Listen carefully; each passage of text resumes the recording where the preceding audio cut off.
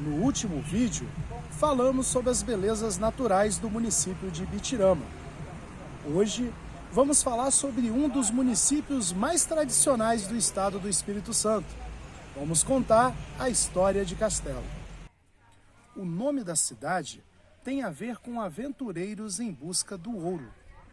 De acordo com algumas fontes históricas, o nome Castelo surgiu porque um dos exploradores chegou a montes em formatos de castelos feudais. Para reforçar, a serra ao lado desta formação tinha um aspecto de muralhas no entorno de um castelo. Essa formação rochosa é conhecida atualmente como Pico do Forno Grande. São duas as hipóteses que tentam explicar os primórdios na colonização do município de Castelo. Alguns pesquisadores atribuem aos padres jesuítas o ônus pela fundação dos primeiros povoados nas serras do Castelo em 1625. No entanto, uma outra perspectiva interpretativa atribui aos bandeirantes tal façanha. Essa dúvida histórica persiste até hoje. Isto porque não há ainda suporte documental histórico que torne uma delas majoritária.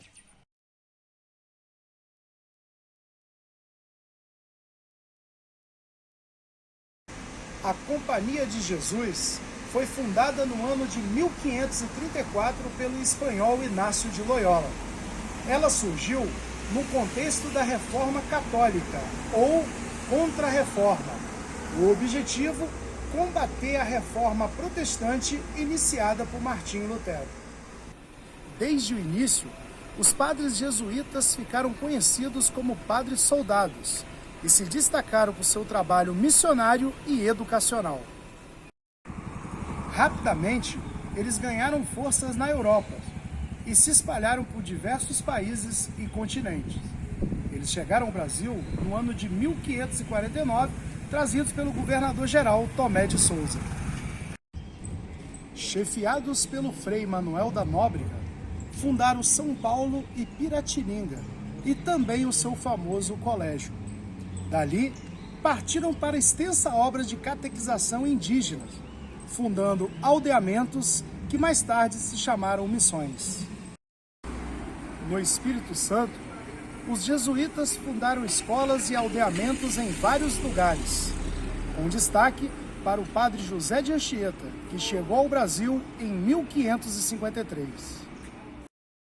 Em nossa região, por volta de 1625, os jesuítas teriam fundado as missões do Monte Castelo, composta por 4 reduções: Caxixe, Ribeirão, Barra do Rio Castelo e Salgado. Na região do Castelo, também foi construída uma igreja em homenagem a Nossa Senhora do Amparo. Ela teria sido a primeira a ser construída no interior da capitania do Espírito Santo.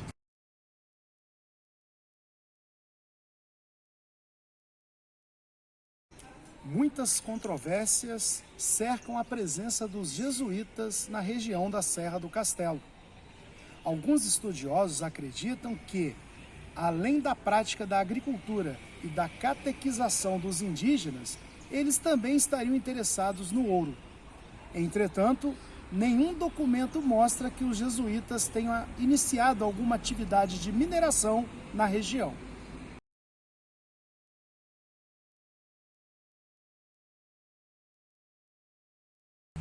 A busca pelo ouro motivou aventureiros de todas as partes da colônia a entrarem pelo interior do território brasileiro. Abandonando o litoral e empenhando-se nessa jornada, os bandeirantes abriram trilhas nas densas florestas e, por volta de 1695, encontraram as primeiras pepitas na região das Gerais. Embora tenha havido uma intensa corrida em direção às Gerais, alguns bandeirantes seguiram outros caminhos, como foi o caso do bandeirante paulista Pedro Bueno Cacunda. Cacunda foi um dos pioneiros na exploração do ouro e, nos anos iniciais do século XVIII, fundou um povoado chamado Santana, hoje conhecido como Fazenda da Povoação. O povoado tornou-se referência na prática da mineração. Possuiu mais de 200 pessoas, além de contar com a intensa criação de animais e práticas da agricultura.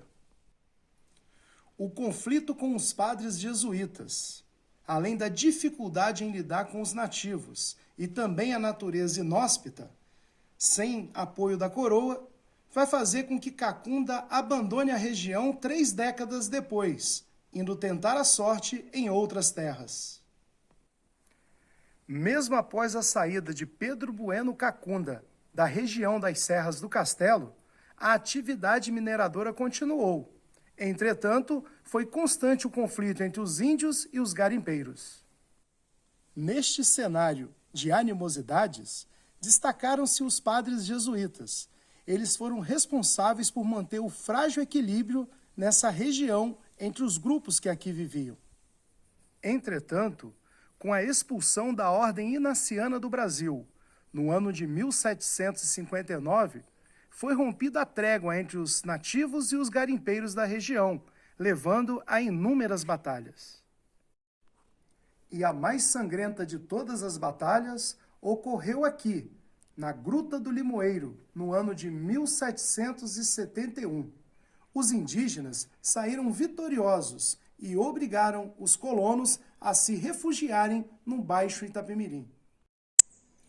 Os frequentes ataques indígenas na região fez com que ela ficasse abandonada até o início do século XIX.